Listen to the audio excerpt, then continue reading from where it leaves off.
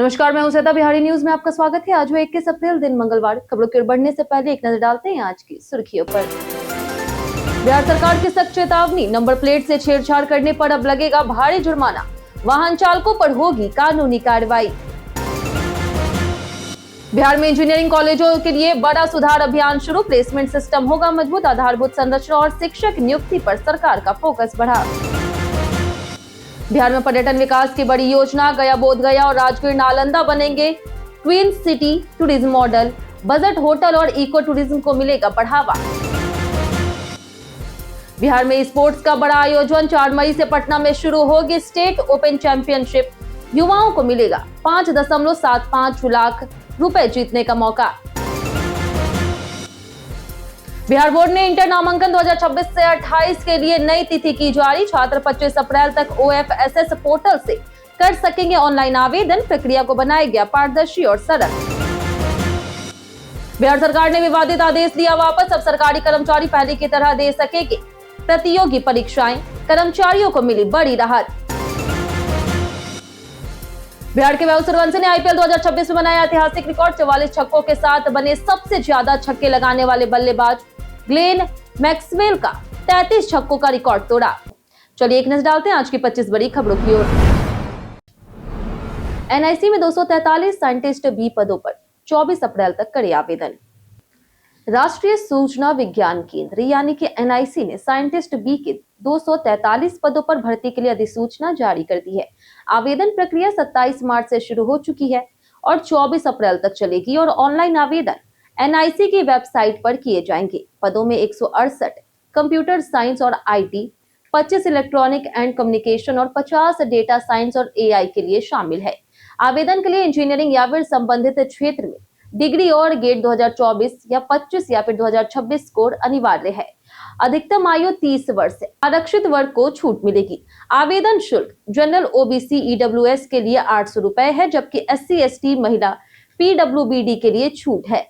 चयन shortlisting, interview और merit से होगा। सैलरी 56,100 से लेकर के 1,77,500 रुपए प्रति माह होगी।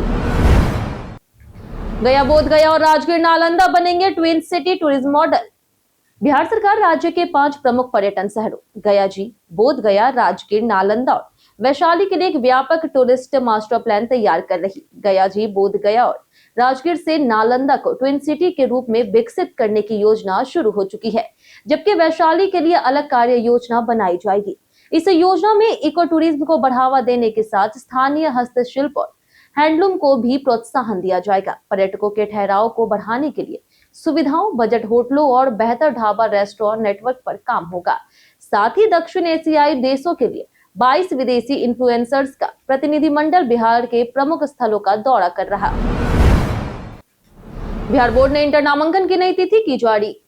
बिहार विद्यालय परीक्षा समिति ने सत्र 2026 से 28 के लिए इंटरमीडिएट नामांकन की नई अधिसूचना जारी की है। अब CBSE और अन्य बोर्ड से मैट्रिक पास छात्र 19 से 25 अप्रैल तक OFSS पोर्टल के माध्यम से ऑनलाइन आवेदन कर सकेंगे। इससे पहले केवल बिहार बोर्ड के छात्रों के लिए आवेदन खुला था।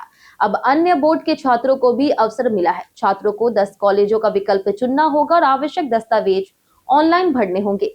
अंतिम तिथि के बाद आवेदन स्वीकार नहीं होंगे। इस प्रक्रिया से नामांकन पारदर्शी और सरल बनाया गया है। नंबर प्लेट से छेड़छाड़ करने वालों पर होगी सख्त कार्रवाई।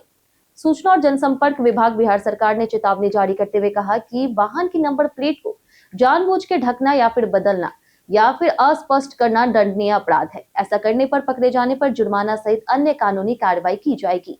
विभाग ने स्पष्ट किया है कि इस तरह की गतिविधियों से बचना चाहिए और नियमों का पालन करना सभी नागरिकों की जिम्मेदारी है। सुरक्षित और जिम्मेदार नागरिक बनने की अपील की गई। सरकार का उद्देश्य सड़क सुरक्षा और कानून व्यवस्था को मजबूत करना है ताकि वाहन पहचान में किसी प्रकार की समस्या ना हो। 4 मई से पटना में होगी स्पोर्ट्स चैंपियनशिप की धमाकेदार शुरुआत। पटना में Bihar state open sports championship के तीसरे संस्करण का आयोजन 4 मई से शुरू होगा। इसके लिए रजिस्ट्रेशन शुरू हो चुका है और अंतिम तिथि 2 मई है। प्रतियोगिता में chess.com, eFootball, EAFC 26, BGMI और स्ट्रीट फाइटर 6 जैसे गेम शामिल है। कुल 5.75 लाख रुपए का पूल प्राइज रखा गया है। यह आयोजन पाटलिपुत्र स्पोर्ट्स कॉम्प्लेक्स में होगा और ग्रैंड फिनाले 16 मई को होगा। विभिन्न आयु वर्ग के खिलाड़ी हिस्सा ले सकते हैं। रजिस्ट्रेशन गूगल फॉर्म के माध्यम से किया जाएगा और यह युवाओं के लिए बड़ा अवसर है। अगर आप इंटरेस्टेड हैं तो स्क्रीन पर दिए गए QR कोड से स्कैन कर आज ही रजिस्टर करें। बिहार इंजीनियरिंग कॉलेज में सुधार, प्लेसमेंट सिस्टम होगा मजबूत। बिहार में तकनीकी शिक्षा को मजबूत करने के लिए उप मुख्यमंत्री विजय कुमार चौधरी ने विज्ञान, प्रौद्योगिकी और तकनीकी शिक्षा विभाग की समीक्षा बैठक की। इसमें इंजीनियरिंग कॉलेजों की रैंकिंग, आधारभूत संरचना, शिक्षक नियुक्ति और साइंस सिटी जैसे परियोजनाओं की प्रगति पर चर्चा हुई। उन्होंने NBA एक्रेडिटेशन को मिशन मोड में पूरा करने और जिन संस्थानों ने आवेदन नहीं किया है उनका डाटा तैयार करने के आदेश दिए। साथ ही सभी इंजीनियरिंग और पॉलिटेक्निक संस्थानों में समान प्लेसमेंट अवसर और प्रतिस्पर्धा बढ़ाने पर जोर दिया। युवाओं के विकास के लिए यंग प्रोफेशनल्स की नियुक्ति भी योजना है। बिहार के वैभव सूर्यवंशी बने सबसे ज्यादा छक्का लगाने वाले बल्लेबाज।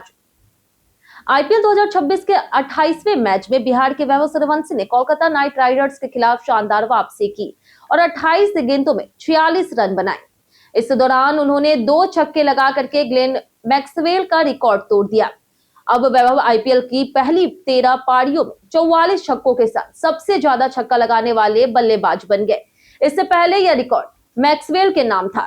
वैभव ने निकोलस पूरन और जैक फ्रेजर मैकगर्ड को पीछे छोड़ दिया है। वाहन जब्ती केस में पटना हाईकोर्ट ने याचिका खारिज की। पटना हाईकोर्ट ने शराबबंदी कानून के तहत जब्त वाहनों से जुड़े मामलों में बड़ा फैसला सुनाते हुए स्पष्ट किया है कि ऐसे मामलों में रिट याचिका स्वीकार नहीं होगी और अपील ही एकमात्र विकल्प है।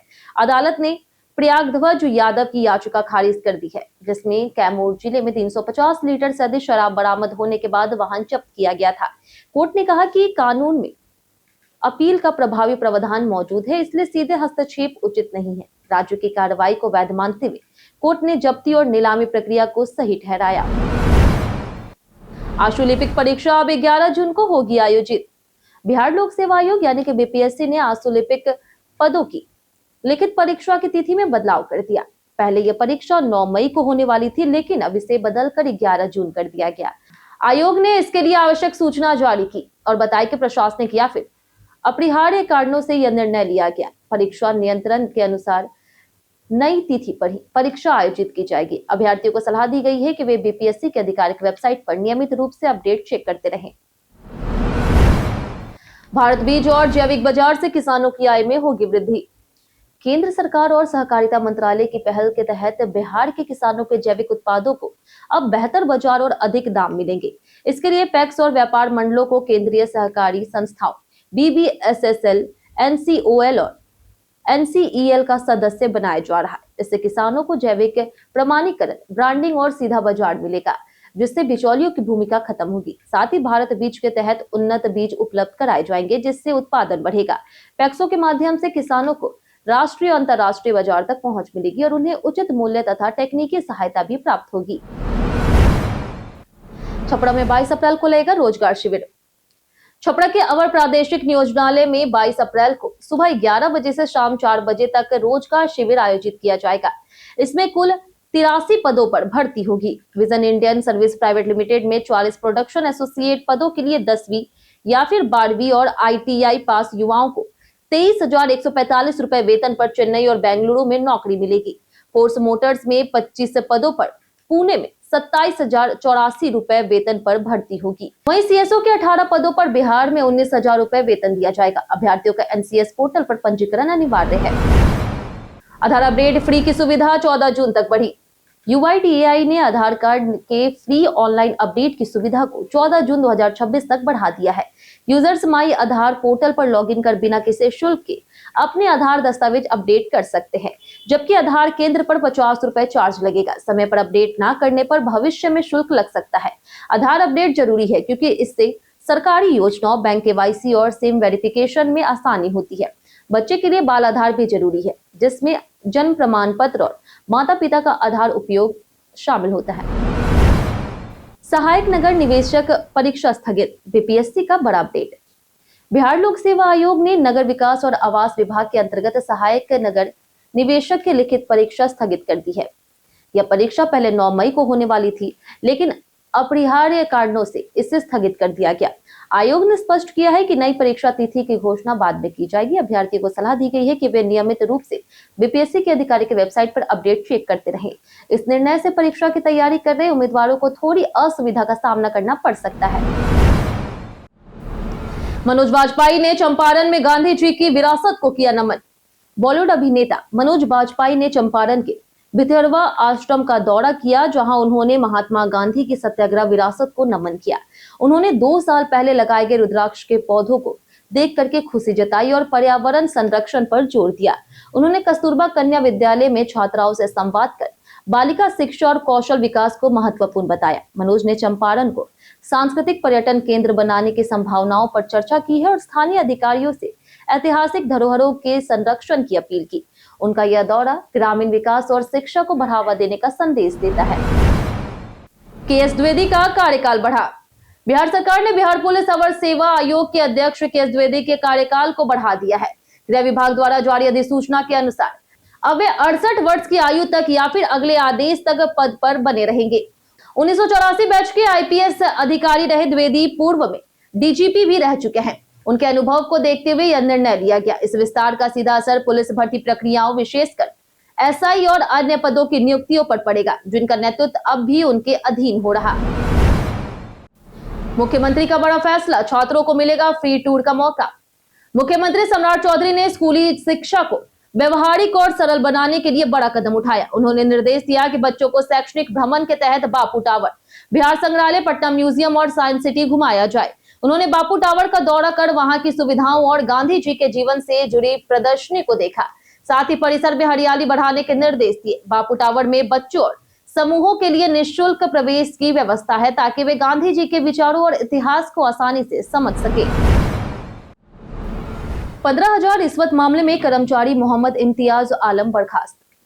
अररिया के जिलाधिकारी विनोद दुहन ने नरपतगंज अंचल के निलंबित राजस्व कर्मचारी मोहम्मद इम्तियाज आलम को भ्रष्टाचार के आरोप सिद्ध होने पर सेवा से बर्खास्त कर दिया। कर्मचारी पर भूमि नामांतरण कार्य में 15,000 रुपए रिश्वत मांगने का आरोप था, जिसे 20 जनवरी को निगरानी विभाग ने रंगे हाथों गिरफ्तार किया था। जांच में आरोप सही पाए गए और विभागीय प्रक्रिया में भी उनका पक्ष संतोषजनक नहीं रहा। सरकारी आचार नियमावली के उल्लंघन के आधार पर यह कार्रवाई की गई। आदेश में कहा गया कि यह कदम प्रशासन में पारदर्शिता और जवाबदेही सुनिश्चित करने के लिए है। जानिए आज कैसा रहेगा बिहार के मौसम का मिजाज। मौसम विभाग के अनुसार अगले 5 दिनों के दौरान उत्तर पश्चिम, दक्षिण पश्चिम और दक्षिण मध्य भागों में अधिकतम तापमान सामान्य से 2 से 3 डिग्री सेल्सियस अधिक रहने की संभावना है। न्यूनतम तापमान भी लगभग स्थिर रहेगा और मौसम शुष्क बना रहेगा। अररिया, किशनगंज, पूर्णिया और कटिहार में कुछ स्थानों पर मेघ गर्जन और वज्रपात के साथ तेज हवाएं चल सकती है। आज का अधिकतम तापमान 38 से 40 डिग्री और न्यूनतम तापमान 24 से 26 डिग्री सेल्सियस रहने का अनुमान है। एक परीक्षा सीमा वाला आदेश रद्द, सरकार का बड़ा कदम। बिहार सरकार के नगर विकास और आवास विभाग ने सरकारी कर्मचारियों को प्रतियोगी परीक्षाओं में केवल एक बार शामिल होने की अनुमति देने वाला 6 अप्रैल का विवादित आदेश वापस ले लिया। पहले के आदेश में दूसरी बार परीक्षा देने के लिए इस्तीफा अनिवार्य किया गया था, जिससे कर्मचारियों में नाराजगी थी और इसे करियर सीमित करने वाला माना जा रहा था। समीक्षा के बाद सरकार ने यह निर्णय वापस लेते हुए कर्मचारियों को पहले की तरह परीक्षाओं में भाग लेने की छूट दी। इस फैसले से कर्मचारियों को राहत मिली है और सरकार ने संतुलित नीति अपनाने की बात कही। बिहार में 18 जिले गैसकृत, पीएनजी कनेक्शन में रिकॉर्ड बढ़ोतरी। मुख्य सचिव प्रत्यय अमृत की अध्यक्षता में खाद्य और उपभोक्ता संरक्षण विभाग की क्राइसिस मैनेजमेंट ग्रुप बैठक में बिहार में पीएनजी और एलपीजी आपूर्ति की समीक्षा की गई। राज्य में 18 अप्रैल तक 1,04,036 घरेलू पीएनजी कनेक्शन सक्रिय हो चुके हैं और मार्च में कनेक्शन की गति बढ़कर 7,585 प्रति माह हो गई। कटिहार जिला पूरी तरह गैसकृत हो गया, जिससे 18 जिले इस श्रेणी में आ गए हैं। सरकार ने लक्ष्य 9,000 से 12,000 कनेक्शन प्रति माह तय किया है। अवैध एलपीजी पर कार्रवाई भी जारी है और कई सिलेंडर जब्त किए गए। तमिलनाडु में चुनाव प्रचार के दौरान राहुल गांधी ने नीतीश कुमार पर निशाना साधते हुए उन्हें भाजपा के दबाव में समझौतावादी बताया और आरोप लगाया कि उन्होंने मुख्यमंत्री पद छोड़कर राज्यसभा जाने का फैसला किया। इस बयान पर जदयू प्रवक्ता नीरज कुमार ने पलटवार करते हुए कहा कि नीतीश कुमार पर कोई ईडी सीबीआई का दबाव नहीं है और वे मजबूत नेता हैं। उन्होंने राहुल गांधी पर भी तीखा हमला किया। वहीं बीजेपी ने भी राहुल गांधी के बयान को खारिज करते हुए कहा कि जनता कांग्रेस को पहले ही नकार चुकी है और यह बयान चुनावी हताशा का नतीजा है। जदयू बैठक में 3 प्रस्ताव पारित, संगठन पर जोर। बिहार में नई सरकार के गठन के बाद सीएम हाउस में जदयू विधायक दल की अहम बैठक हुई, जिसकी अध्यक्षता नीतीश कुमार ने की। बैठक में 2030 तक 200 सीटें जीतने का लक्ष्य रखा गया और विधायकों को अपने क्षेत्रों में सक्रिय रहने के निर्देश दिए गए। मंत्रिमंडल विस्तार और संगठनात्मक रणनीति पर भी चर्चा हुई। 3 प्रस्ताव पारित हुए, जिसमें 2 डिप्टी सीएम बनाए जाने का स्वागत, विधायक दल के नेता के चयन के लिए नीतीश को अधिकृत करना और उनके 20 साल के कार्यकाल की सराहना शामिल थी। अनंत सिंह ने शराबबंदी पर व्यक्तिगत राय दी, जबकि श्रवण कुमार ने मंत्री संख्या बढ़ाने की बात कही।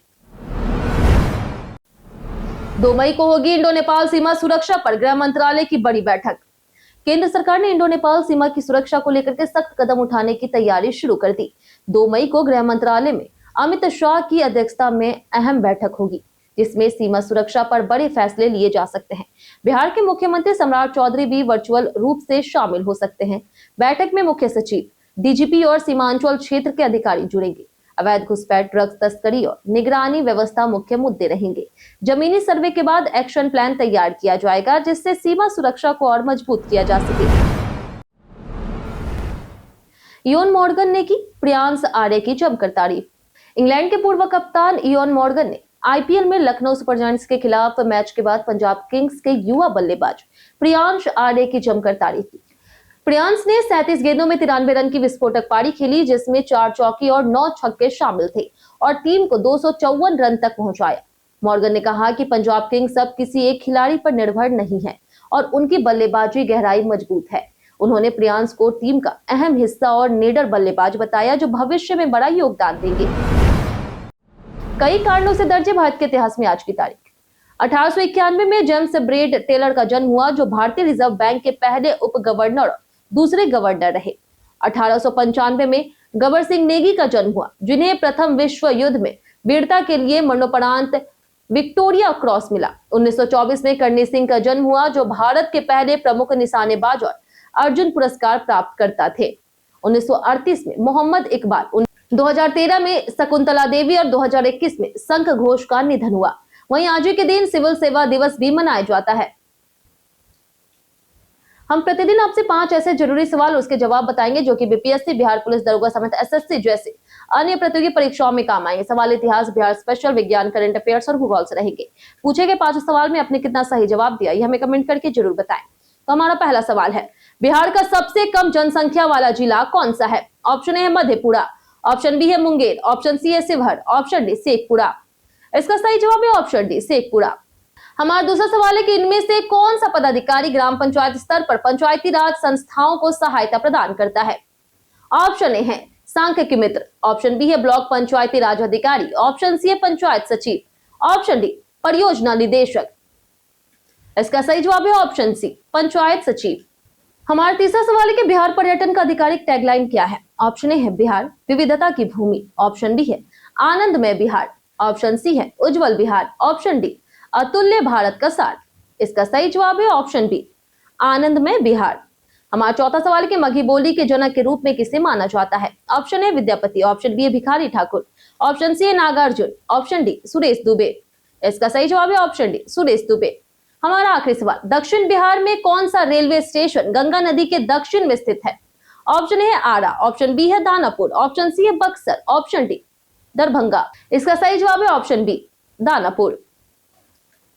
बीते दिन हमारे द्वारा पूछे गए सवाल का जवाब आप लोगों में से बहुत लोगों ने हमारे कमेंट बॉक्स सेक्शन में लिख कर दिया है। जिन्होंने हमारे द्वारा पूछे गए सवाल का जवाब दिया उनके नाम है बलराम मंडल, अर्जुन प्रसाद, कृष्ण प्रसाद, संजय कुमार शर्मा, जीतू कुमार, संजय तिवारी, दयानंद सिंह, अनवर करीम खान, दयानंद सिंह, राजकिशोर महतो, उपेंद्र मंडल, नौशाद राजा, संजीव कुमार, मुन्ना प्रसाद, धनंजय कुमार, लालू पासवान, प्रदीप पंडित, महेशी राम, कुदरत अंसारी, मुनावर हुसैन, पिंकी कुमारी, वंदना कुमारी, पुरुषोत्तम कुमार, रमेश कुमार, संजय महतो, प्रेम कुमार, राजवेंद्र ताती, राजीव राय, बाबूलाल, सभ्या झा, बाबूलाल मरांडी, आयुष कुमार, श्याम नंदन चौधरी, अमित कुमार, रवि मोहन वर्मा, मुरारी राज, चुन्नू शाह, राम बाबू दास, बबलू कुमार, मनोज दास, सुमन कुमार, अमरजीत कुमार, दीपक कुमार, पंचनंद सिंह, अशोक कुमार, सुबोध कुमार, अनवर करीम खान, विशाल कुमार, गीता देवी और अतीक खान।